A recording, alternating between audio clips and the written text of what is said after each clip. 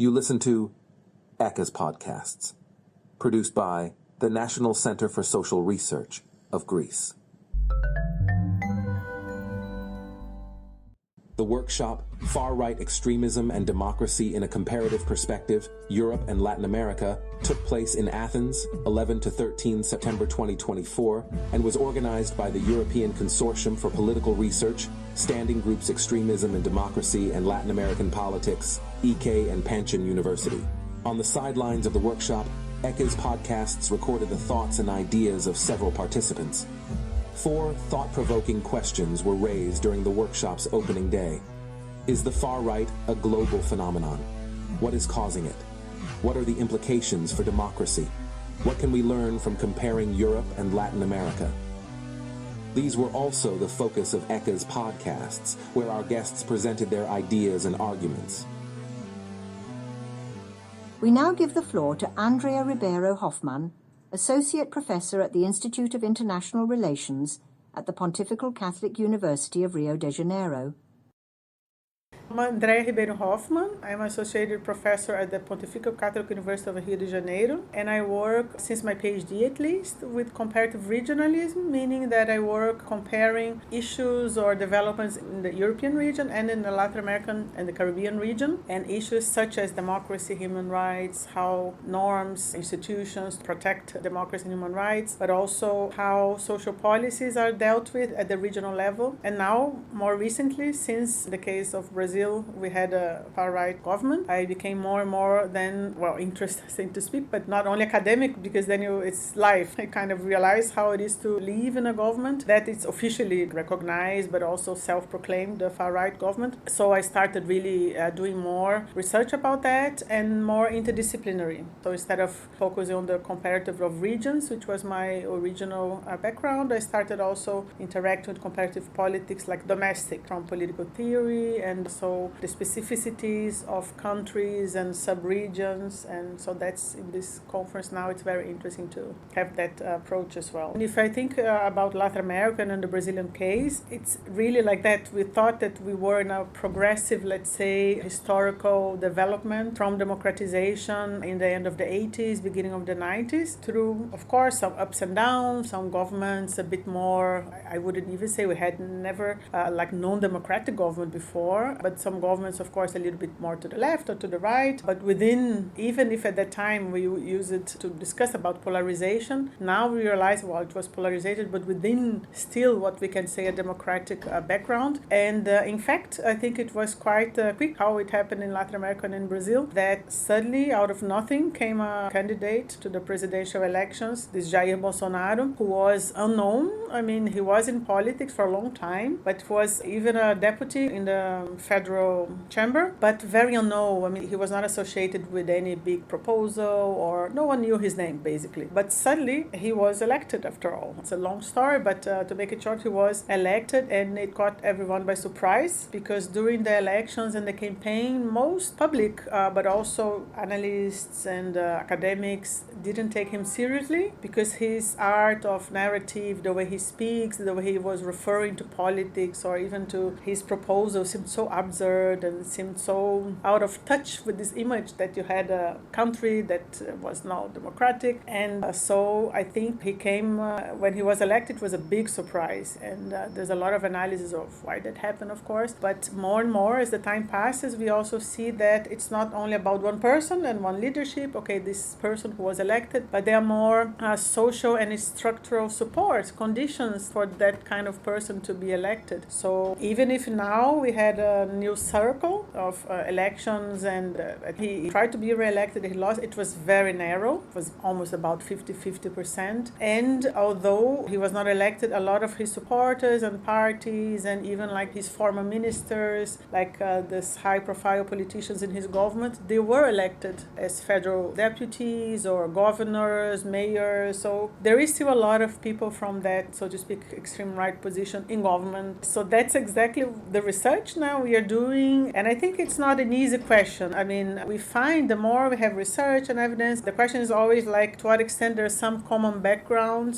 in terms of similar characteristics of countries that were dictatorships before and they had transitional justice or not, or how is the civil society, is it independent from the government, like really a third sector or not. So there are a lot of domestic conditions that we try to understand if there are similar patterns there, but also, especially given my background, that's international relations, we also explore to what extent there are global issues and to what extent the so-called weakening or contestation of the liberal international order, like a lot of parties and civil society in the last years that have been criticizing, for instance, the United Nations or regional organizations, in the case of the European Union, Latin America, also the regional organizations, that they were not able to transform the societies, they were not able to provide real inclusion, and dissatisfaction somehow also contributed to the weakening. So that has been sometimes a criticism from even the progressive side the last years. But then suddenly with this extreme right, you also see that there is a lot of emphasis that of nationalist approach. So it's not that, okay, these organizations were not able to provide all the things they say they are going to provide, but also that from a more ideological point of view, that actually democracies will only take place at the domestic, and sometimes then, of course, with the extreme right, it's not even that they are arguing that democracy is better than the local, but that is not important. There are other elements that might be more important. And I think here we see a lot of common trends, especially if you think about this, also the weakening of image that we had, that democracy was something promoted globally, that the UN was also a space for that. And in the case of the American government, the election of Trump, I think in Latin America that has been very important, because the idea that you have a government like Trump in the US kind of destroyed an image that there is an idea of democracy that, even if you criticize or not, that's not the point, but it was like pillar. If you think about the Second War and how the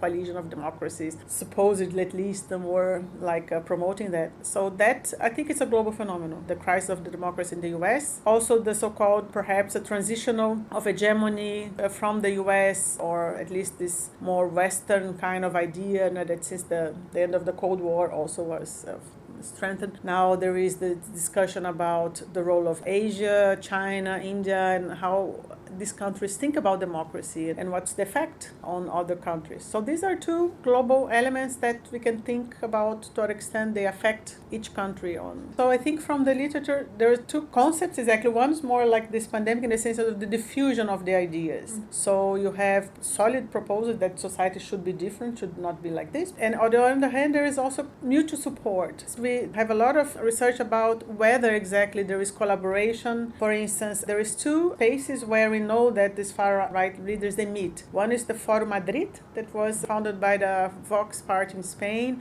and Bolsonaro, for instance, himself, but his political partners, and including one of his sons, Eduardo Bolsonaro, who's, as I mentioned, he's still like a deputy. He participates in this Foro Madrid, and also people from the government of Milei in Argentina, Bukele in El Salvador. So a political far-right leader in Chile that's a caste. He was never in government, but it's in opposition, but it also circulates. Mm-hmm. So there's this Foro Madrid, but also the CEPAC, which is a group from the Republican Party in the US, basically the source of Trump supporters. They also have the so-called national CEPAC meetings, and in Brazil they have once a year, and this Bolsonaro group, they organize, and what they do is that it's like a conference. They invite all these conservative leaders and they speak, they talk, and exactly, we cannot say it's a coalition or a very deep collaboration in the sense that they have very specific agreements when they are in power, but also the position, but it's definitely mutual support. Sometimes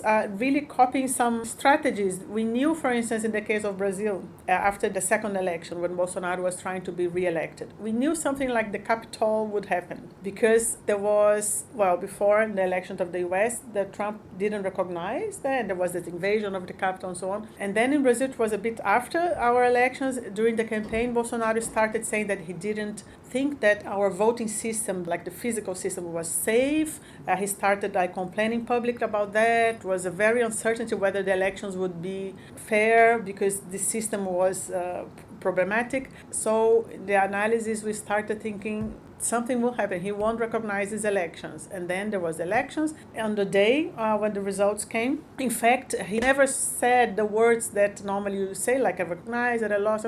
Basically, in the couple of days after he went to the US, he never said I recognize. And during that week, there was something like the Capitolio. So people went to the streets. Actually, the Capitolio was in February, a bit later, but you had something very similar at what happened in the US. They said we don't recognize, we support people to go to the streets, and then they try to break even physically the state buildings, because they entered also, in the case of Brazil, the Congress building and the Supreme Tribunal building. They broke all the chairs, it was really kind of a physical thing.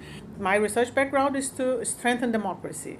So in countries that had recent transitions to democracy, we know about some weaknesses. We know about independence of the judiciary, while the powers are not ideal. We know civil society sometimes is not as strong and independent. We had all these elements, and especially countries like it is in the case of Brazil, Latin America, we had a lot of economic inequalities, social inequalities, exclusions, structural problems also. So of course, when you start the research from that point of view, to strengthen democracy. And the question, I think, when we had the government in Bolsonaro is that you see that sometimes not enough. You see, if you just, in terms of your research, you show that all this phenomenon.